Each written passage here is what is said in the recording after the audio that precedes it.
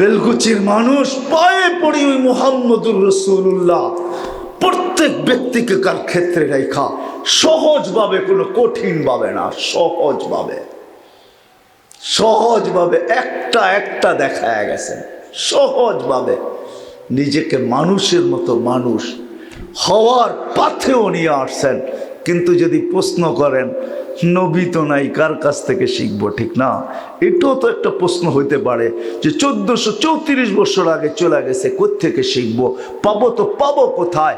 এই জন্যই আল্লাহ আওরাসনাল কিতাব আল্লাযীনা ইসতাফাইনা মিন ইবাদিনা একদিকে চিৎকার দিতেছেন কোরআন, আরেকদিকে চিৎকার দিতেছে হাদিস।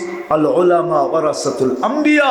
এই জন্যই কিয়ামতের সকাল পর্যন্ত হক্কানি আলেমদেরকে আল্লাহ আল্লাহর রাসূল নির্বাচিত করে দায়িত্ব কাঁধে দিয়া আমাদের ভিতরে পাঠায়া দিছেন। আল্লাহ ওয়ালাদেরকে নির্বাচিত করছেন। নাইলে আমি তো মাঝে মাঝে ভাবি ওলামায়ে কেরামের মতো পাগল মনে হয় আর কেউ নাই।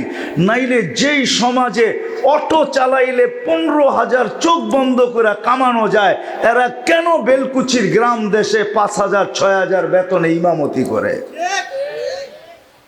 কেন করে? কোনো মাদ্রাসার বেতন নাই 15,000-এর উপরে। আমার মনে হয় না সিরাজগঞ্জে কোনো মাদ্রাসার ওস্তাদের বেতন এভারেজে 15,000-এর উপরে আছে, আমার মনে হয় না। কেন 15,000 নিয়ে পড়া থাকে? শুধু এই জন্য পড়া থাকে আল্লাহর পক্ষ থেকে নির্বাচিত, রসুলের পক্ষ থেকে নির্বাচিত। কাঁধে দায়িত্ব, কিয়ামতের দিন মুখ দেখাবে তো দেখাবে কি, এই ভয়ে পড়া আছে। টাকা মিলুক আর না মিলুক দায়িত্ব পুরা করতে হবে। হক্কানি আলেমদের কাছে সবকিছু রাখা আছে। একটা হুজুরের রাসূলুল্লাহ সাল্লাল্লাহু আলাইহি ওয়াসাল্লামের গাদার নাম পর্যন্ত হারায় নেয়, সব সুরক্ষিত রাখা আছে। আসেন এদের কাছে, আল্লাহর রসুলের শিখেন, আল্লাহর রসুলের আদর্শ শিখেন, শিখেন, মানুষের মতো মানুষ করি।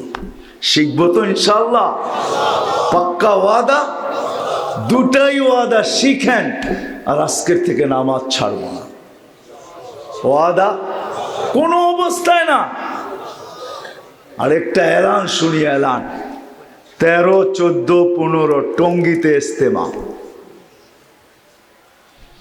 জানুয়ারির। জানেন তো আপনারা না জানেন না? কে কে যাবেন দেখি? হ্যাঁ, পুরা মজমা যাবে? পুরা তো হাত উঠায় নাই, অল্প কয়েকজন উঠাইছে। চিল্লায় যাইতে হবে না, আপনি ইজতেমা অ্যাটেন্ড করলেই হবে। ইজতেমায় কে কে যাবেন? চিল্লায় যেতে হবে না, চিল্লার দাওয়াত আমি দিই না। ইজতেমায় কে কে যাবেন দেখি? ভালো মতে হাত উঠান তো। বেশি তো দূরে না, আপনাদের তো এখন রাস্তা হয়ে গেছে, নামান, রাস্তা হয়ে গেছে। এইখান থেকে চন্দ্রা যেতে আর কতক্ষণ লাগে, ঠিক না? চন্দ্রা গেলেই তো একটু পরেই টঙ্গী, ঠিক না? কি বলেন? 12, 13, আরে 13, 14, 15 যাবেন তো ইনশাআল্লাহ। আল্লাহ আমাদেরকে আমল করার তৌফিক দান করেন। ওমা আলাইনা ইল্লাল বালাগ। উঠাউঠি করেন না কিন্তু, প্রোগ্রাম এখনো শেষ হয় নাই, বিলকুল সর্বশেষ আল্লাহর পক্ষ থেকে ঘোষণা নিয়ে তারপরে উঠব। আল্লাহ ঘোষণা দিবে ফেরেশতার মাধ্যমে, যাও তোমাদের গুনাহ মাফ। বুদ্দিলা সাইয়্যাতিকুম হাসানাত, গুনার জায়গা নেকি দ্বারা পরিপূর্ণ। আল্লাহ আমাদের সবাইকে শেষ পর্যন্ত বসার তৌফিক দান করেন। বসবেন তো না চলে যাবেন?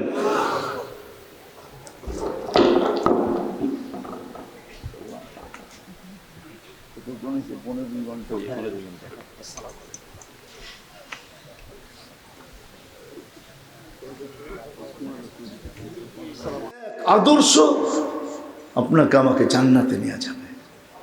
কিনা দিছে আল্লাহ রসুল আপনি আমাদের, কিনা দিবে, কিনা করছেন, কিনা করবে। আজকে তো একটা ওয়ার্ডের মেম্বার হওয়ার জন্য মানুষ জান দিতে চায়, জান। সত্য তো? দিতে চায় না, নিতেও চায়। আপনি মাকামে মাহমুদ জানেন না কাকে বলে? যেদিন থেকে মাকামে মাহমুদের চেয়ারের অস্তিত্ব, ওই দিন থেকে মুহাম্মদুর রাসূলুল্লাহ সাল্লাল্লাহু আলাইহি ওয়াসাল্লামের নামে লেখা ওই চেয়ার কিয়ামতের দিন আল্লাহর ডাইন দিকে লাগানো হবে, উঠায় নিয়ে যাওয়া হবে। আল্লাহ হুকুম দিবে, বন্ধু বসেন। হাত রাইখা দাঁড়ায় থাকবেন, বলবেন বসেন না কেন, হাত কেন রাখলেন? বলে আমি যে মালিক এটার প্রমাণ করলাম। বসবেন না কেন? বসলে পিপাসিত উম্মতকে পানি কে পান করাবে? কে পান করাবে? আমি বসলে আপনি যে ওয়াদা করলেন এটাকে সত্যায়িত কে করবে? আপনি ওয়াদা করছেন সালতু তা সাফি তু সাফা, আমি চাইলে দিবেন, সুপারিশ করলে মঞ্জুর করবেন। আপনি বলে দিয়েছেন সাউফা ইউতিকা রব্বুকা ফাতারদা, আমাকে খুশি করে ছাড়বেন। আপনি বলছেন লা ইউখজিকা ফি উম্মতি, আপনার উম্মতের ব্যাপারে আমি লজ্জিত করব না। তাহলে মুলসের মিজানের পাশে কে যাবে? মিজানের পাশেই তো বাস্তবায়ন করতে হবে। উম্মতের পাল্লা যদি সামনে না ঢোকে, ওইখানেই আমি হাত উঠায়া চায়া বসবো। বসলে ওইখানে কে যাবে? মিজানে যদি উম্মত আটকা যায় তো দুরুদের গাঠটি দিয়ে কে পার করাবে? এই জন্য বসার সুযোগ আমার কাছে নাই।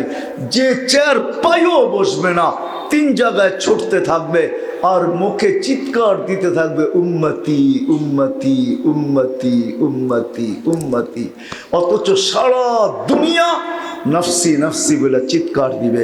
আদম আলাইহিস সালামও দিবে, ইব্রাহিম আলাইহিস সালামও দিবে, ঈসা আলাইহিস সালামও দিবে, মুসা আলাইহিস সালামও দিবে, 312 জন রসুল দিবে, 1.25 লক্ষ নবী দিবে। সমস্ত মানব দানব ইনস সবাই এক চিৎকার দিবে নফসি নফসি নফসি নফসি। ওই চিৎকারের ভিতরে সবার উপরে একটা চিৎকার পয়সা উঠবে, উম্মতি উম্মতি উম্মতি উম্মতি, আল্লাহ আমার উম্মত, আল্লাহ আমার উম্মত। ওই দিন হাসান বলে ডাকবে না, হাসান কোথায়, হুসাইন কোথায়? অথচ একজন নানাও এইখানে পাওয়া যাবে না যে নিজের নাতিকে পিঠে বসায়া ঘরের ভিতরে গোড়া হইয়া চক্কর কাটছে। একজন নানাও পাওয়া যাবে না, রাগ হয়েন না। আছে কেউ? অথচ আল্লাহ রসুল হাসান হোসাইনকে, উম্মে কুলসুমকে ঘাড়ে বসাইতেন, হাসান হোসাইন পিঠে বসতো, ঘরের ভিতরে চক্কর কাটতেন আর নিচের থেকে বলতেন সোয়ারি কেমন? তো সবাই বলতো উত্তম, নিচের থেকে বলতেন সওয়ারও উত্তম। ওই নাতি, আপনি জানেন না হাসান হোসাইনকে? আয়সা বলছে নানা জান আপনি উত্তম না আমরা 2 ভাই উত্তম? তো আল্লাহ রসুল বলছে আমি উত্তম। 2 ভাই হাইসা দিছে কুটা কুটা। বলছে হাসো কেন?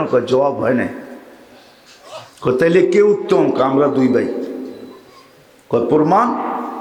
আমাদের আম্মাকে চিনেন? বলো। তো আম্মার পরিচয় দিয়ে বলতেছে উম্মুকা লাইসা ফি শাই, আমাদের আম্মার সামনে আপনার আম্মা কিছুই না। আমাকে আব্বাজানরে চিনেন? পরিচয় দিয়ে বলতেছে আবুকা লাইসা ফি শাই, আমাদের আব্বাজানের সামনে আপনার আব্বা কিছুই না। আমাদের নানাজানকে চিনেন? পরিচয় দিয়ে বলতেছে জাদ্দুকা লাইসা ফি শাই, আপনার নানাজানের তো মানুষ নামই জানে না। আল্লাহর রসুল দুজনকে উঠায় চুমা দিতেছেন আর হাসতেছেন আর বলতেছেন মাইনা নিলাম, তোমরাই উত্তম, মাইনা নিলাম। ওই হাসান হোসাইন, হায় হায় হায় হায়, ওই হাসান হোসাইন জানি না কিভাবে নিবেন আপনারা, জানি না। হাসানিয়া হোসাইন হবে, পেশাব করতেছে, সাহাবা বাধা দিতেছে, বুকের উপরে পেশাব করতেছে, 2 হাত দিয়ে ইশারা করতেছেন কিচ্ছু বলো না, কিচ্ছু বলো না। পেশাব শেষ, পানি নিয়ে আসছে, তারপরে নিজের উপরে ডাইলা নিয়ে মুস্কি হাসি দিয়া উঠা চুমা দিয়েছেন আর বলছেন আমার কলিজার টুকরা। এটা নাই কিতাবে? ওই হাসান হোসাইনকে জিজ্ঞাসা করবেন না, আপনার আমার জন্য চিৎকার দিবেন উম্মতি উম্মতি উম্মতি। যুবক তোমাদের পায়ে পড়ি,